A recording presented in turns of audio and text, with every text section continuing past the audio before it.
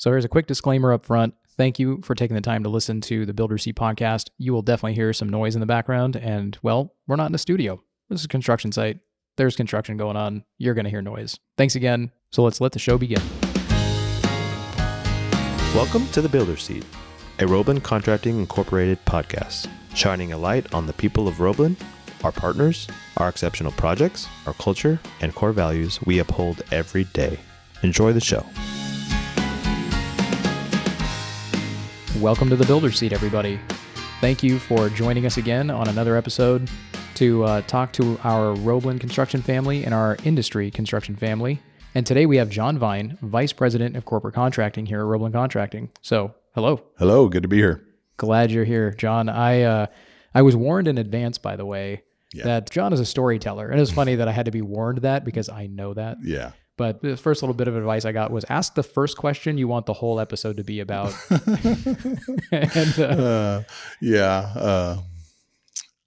I've been known to talk and talk. Yeah, just a little bit. And that's why you're here. Very glad to have you. For everybody that's listening, by the way, if you haven't caught our last episode, make sure you hop onto the podcast. We're on all streaming platforms. Give it a listen. Get caught up to where we're at. Let's get this thing started. So we're going to get to know John a little bit.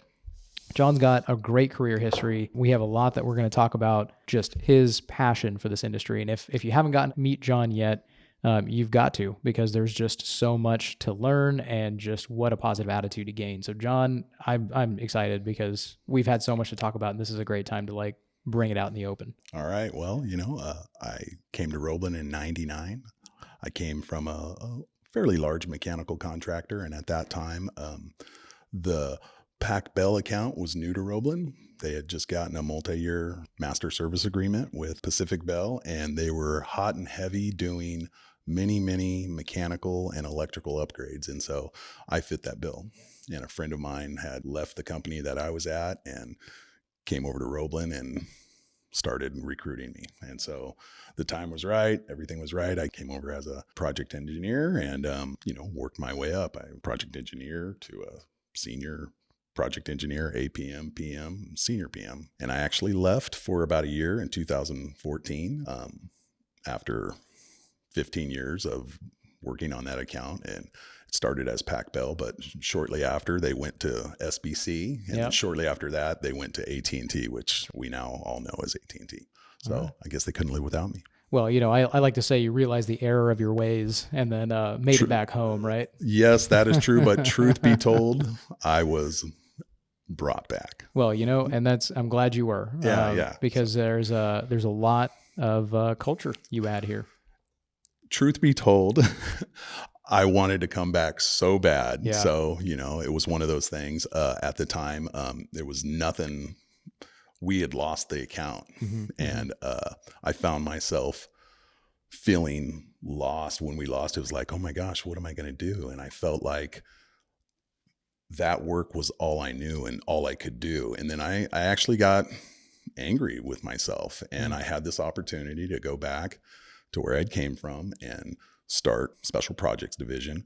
And that seemed like a huge challenge. And I felt like I had forgot, some of the things that got me to here. And so it was good. I went back and dusted off all that old stuff and, got my mojo back, so to speak. Sure. And the rest is history. So John, just before we got started and we were bantering around a little bit, you were telling me that your golf cart has a fishing pole in it. Always. So it's a fishing cart. It is. I've come to own that. So yes, I live in a community and I'm fortunate enough to have a golf course behind me and a lake in front of me. Nice. So my passion is fishing and I'm learning how to golf. There you go. Yeah. So don't tell anyone, but I might fish the ponds on the golf course occasionally. So I might have a few pictures I can show you guys from last night. Oh, there you go. Is that when the fishing pole was just dragging behind you and the lure just happened to be in the water while you're driving home? You get it. Yeah. I've done that once or twice. So yeah. Well, they put fish in there. I assume, Yeah. we're supposed to catch them. Right. Yeah. Just say hello. Hello. And put them back. That's all I do. So Well, that sounds like a lot of fun. I can't say enough about it. You may or may not know, but I'm responsible for the fish in the pond in front of the office. Yeah, well, let's tell that to the folks who don't know about that. But Yeah. that's actually a really nice feature of Roeblen's headquarters here in El Dorado Right. Hills is beautiful pond with a nice flowing little creek towards it, comes off of a little waterfall. Just a great environment to be in front of. Definitely something that I've enjoyed, just going out there at lunch and taking a walk in what feels like beautiful nature. Yeah. The lily pads are out now, right? The lotus blooms, and then there's fish. Yes. Yeah, and that's John's fish. No, that's our fish. That's our but fish. yeah, I'm proud to say that they got there because of me. Yeah, you take good care of it. You really do. It's self-sustaining at this point, but it needs a little maintenance every now and then. I was just talking with Rob. We're going to get here with our pitchforks, one day this weekend or weekend soon, and get some of that hyacinth out. There you go. Because it'll just keep growing. It'll just keep growing. So, Yeah. So, but it's a labor of love. It is. It is. And I do enjoy spending time out there. But what I really enjoy from my office perch is when I see other people, lunching or picnicking out there. And I've seen multiple times families pull up and take pictures who have nothing to do with Roebbelen. It's just a pretty spot.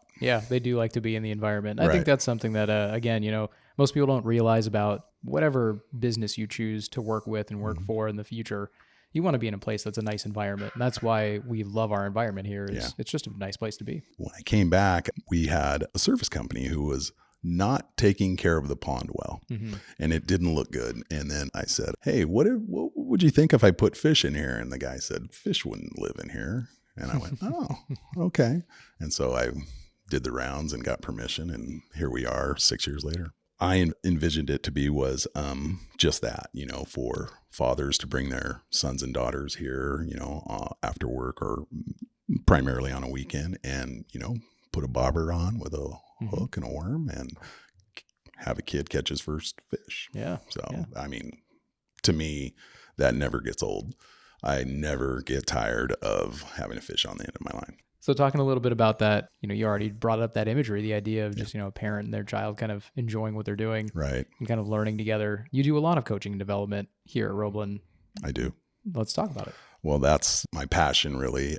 Near and dear to me is coaching our young people here, or not so young people here, but I've had an opportunity to do it all. This line of work let me travel the state and other states, and I made the most of it. I've learned a lot along the way, and I found that I do have a passion for teaching and coaching and cultivating and just creating an environment that all of our employees, not just corporate contracting employees, can come talk to me about anything. Primarily it's work related situation issues, but it's always advice. And I like to think that everyone knows I'm open, and when they ask me, they're going to get an answer that's, from the heart and sincere. Well, that's really great. That's really great, John. And I know that you're always doing constant self-development as well. And I see you brought some homework with you today. Yeah, like I said, I passed Andrew in the hallway, and this was just the latest reading homework that he's given me. So no, this latest one, Leadership and Self-Deception, is one that he gave to me yesterday, and I'm looking forward to get into it. Yeah, that should be good. There's been a lot of talk around it. I think just in general, we've had a lot of conversations in the company about continuing this internal leadership training because we really do want to lead our entire team collectively into the same place. And we want to surround ourselves with like-minded individuals who are ready to kind of charge forward together. Absolutely. And because of it, we have our leadership goals. Yeah. I didn't know if you wanted to talk about it. No, I just had, I had them here if I got stuck or just something to refer to. But yeah, this was, the Leadership Foundation class that we put on here. I refer to this often. I've got all kinds of highlights and notes in there, and it's just great reminders. I was empowered along the way, and I know how that felt, and it made me feel good. And one of my biggest roles here is empowering all of the corporate contracting employees and making sure they have the tools and resources that they need to do their job right and grow and advance. Yeah. No, that's wonderful. And I think anybody listening too, for our Roebbelen family listening especially, if you haven't had an opportunity yet to read the documents from the Leadership Foundation's program, to be able to go through the Leadership Foundation's program, any of our company's leaders will make sure that you have an opportunity to do that, because that empowerment, that's the reason why I'm here too. And I think just everybody that we've spoken to on this podcast so far has had something to say at some point about the idea that we've been entrusted with this power to make positive change at this company, in this industry, and for the public we serve. That's what we want to continue to cultivate. Yeah, well, I think we're doing a good job. Yeah, I think so too. Yeah. In the vein of coaching, development, and empowering our folks, one of the topics we did want to talk about was empowerment and the concept of making it happen. Yeah. Well, making it happen. So Rob McLean here has put that phrase where it is today here. I hear it all the time around Roebbelen, and I would credit him for that. Making it happen is, I think he took it to another level. The past few years, he was kind enough to put a little list of qualities that people who make it happen do. And I've taken those and edited them and made them fit onto a page. I pass this out to people in corporate contracting and elsewhere who are looking to make it happen, because that's so powerful.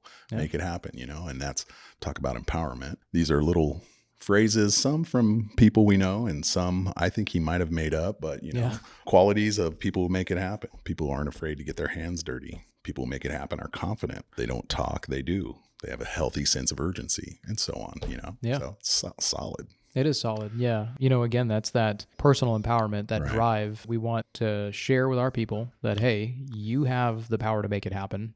It's up to you then to have that inner fire, and the grit to go forth and do. Right. And so, I'm in a position where I get to influence people. And I realized, I don't know, maybe 10 years back that people were listening to what I said, and I was just kind of at the time, not going through the motions, but how much influence I had on employees' lives, it hit me one time. And it was like, wow, I need to watch what I say and watch what I do. Actions give permission. What I say, they can say, and then how I react allows them to react that way. And so that was powerful for me. I really did some reflection on that and really looked at myself and worked hard on, saying the things that I mean and not just anything. I got to pick on that phrase, actions give permission. I think for anybody listening right now in our entire industry, I think we've all experienced it and maybe not known that phrase is innately tied to it. But I think I used this example in our very first episode when we were talking with Lisa, talking about, ladder safety was one of the bigs. It was safety month. And so we're talking about ladder safety. My anecdote was just simply watching my own son follow exactly what I did, right? The action was permission. And it is to the innocent who look up to you, but it is to your peers who look over to you, right? And anybody that wants to aspire to be you or be better than you or anything else, be better than me. They will absolutely follow in your footsteps and then some. And whatever you do, somebody's going to carve a path, and they're going to watch what you do very closely, whether or not you say it. Yeah, we got to put that somewhere. Actions give permission. I like that. That's a great phrase. So talking about goal setting has been a big part of Roebbelen's drive this year. Our leadership team has really formulated, what it means to set a goal and achieve a goal. Right. And so we were going to talk a little bit about short-term and long-term goal setting, and how do you work on that with your teams? I'm a big goals guy. Early on in high school, had a coach who was very influential to me, and he was all about setting long-term and short-term goals you might share with your peers or family, and goals you might not, and so I tend not to share my goals, but he said, set some long-term goals and make them lofty. He goes, it's okay to put them high up there. And he goes, and refer to them often, and he goes, if you don't want to show anyone, he put his goals in his closet, on the inside of his closet door, and he knew that he was going to go in there every day and he would see them there. I mean, it's one thing to set goals and then never go back to them, Sure. It might be easy to forget. He sees these goals every day. And he was really happy with where he was at in his life and how quickly he had gotten there. And he gave that to having set goals and posted them. So I did the same. And I've been amazed. I realized early on that my initial goals weren't high enough, but as you're checking them off and writing new ones, you keep shooting for the stars, where they say shoot for the moon and land in the stars. Right. You're still pretty high up there. Sure. And so something about that. And it's okay to put some long-term goals in there. In fact, you should, continue setting goals, crossing them off and making new ones. I'm evolving, I guess, as a person because my goals have evolved too. They're less personal and more global. Sure. Yeah. That's really good. Yeah. I find I'm at a point in my life where I want to impact the masses, so to speak, here at Roebbelen and where else, it's about doing good things, giving more than you take, giving back, making a difference. And so my goals have taken on that theme. That's really great. Yeah. I've heard the phrase, what's life without achievement? Right. Somebody actually challenged me on that once and said, well, you don't have to achieve something every day. And I said, well, what says that achievement has to be a progress in a certain direction? Achievement could very well be being peaceful and still. Yes. It could be impacting in a direction small or large. But at the end of the day, achievement is your achievement of your goal. Right. And so what's life without achievement? Set your goal and be happy you've achieved your goal, and then set another one. And then so true. That's your progress. Yeah, very good. So I just grabbed my phone to look at my screen. So me and my wife send each other these inspirational quotes and just, little things like that. Like I assume most husbands and wife do, but this is one I sent her yesterday was try not to become a person of success, but rather become a person of value. Yeah. And, I think one comes with the other. Sure. Yeah.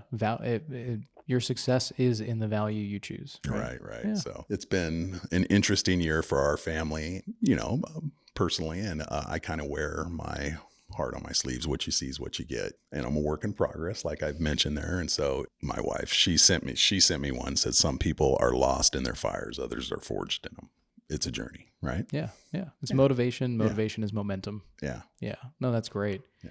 So when we close out our episodes here at the Builder's Seat, we like to do this outro of what's on your heart. What lasting thing would you like to say to our Roebbelen family and to our industry family as a kind of way forward? Yeah. I mentioned this recently at the last corporate contracting staff meeting, but we need to take care of each other. You never know what someone needs to hear, but if someone has made an impact on your life or has helped you for any reason, tell them. I'm doing a good job of promoting that and doing the same. So if someone does something that I like or changed my outlook or my day in a way, it's okay to tell them. Just being more vulnerable, speaking from the heart, I think has helped me a lot as a human being. If people can see me as a human being who's open to suggestion and doesn't have all the answers, it makes it easier to talk to and for them to listen to what I might have to say. So yeah. That's really great, John. That's expressions of gratitude. Yeah. Is what I've been told over the last couple of years. I've been hearing more about it, expressing your gratitude. And it's not about having to boost somebody else's ego to provide gratitude. Right. It is definitely expressing how they've helped you, made you feel, but it's also about you recognizing when something has been changed for the good for you. Right. Or otherwise. But gratitude is really taking a moment to actually reflect upon the fact that change has occurred in your life. Sure. And that you recognize what it is. And you don't know, how you're going to change that person's life. They could be having a really bad day, you know, and you just don't know. That's right. And so always express that gratitude. Yeah. Say thanks and don't hold it in. Don't hold it in. Yeah. Right. Absolutely. Well, that is a perfect way to end this show. Okay. And that's our gratitude to you. All right. Thank you for your time. Time is a sacrifice. It's our currency, as Andrew would say too. Yeah. I really love how you brought that up last time. So investing the time to talk to us, talk to the Roebbelen family, our construction family, everybody that's out there in this industry. And, I was thinking about this a little more. This podcast, it's actually reaching folks that are outside this industry who are just thinking, hey, this isn't just another construction technology or industry or anything else show. This is life in the industry. Right. This is us wanting to express what is it like to be in this industry and the fact we really are peers across the board. And so folks who are not in the industry have been listening, and to them, I say thank you for having a moment to actually hear what this is like. We hope to attract more people into this industry. We really hope to build varying backgrounds and perspectives and abilities and everything. And so for that, thanks for listening. We'll see you in the next episode. Appreciate it, guys. Thank you, John. All right. Today's episode is produced and edited by Roebbelen's digital media specialist, Aaron Zaragoza. Hosted by Director of Strategic Operations, Hitesh Dewan. Original music by Superintendent of Concrete, Rich Collenberg, with music production by J.K. Northrup. Thank you for listening to The Builder's Seat.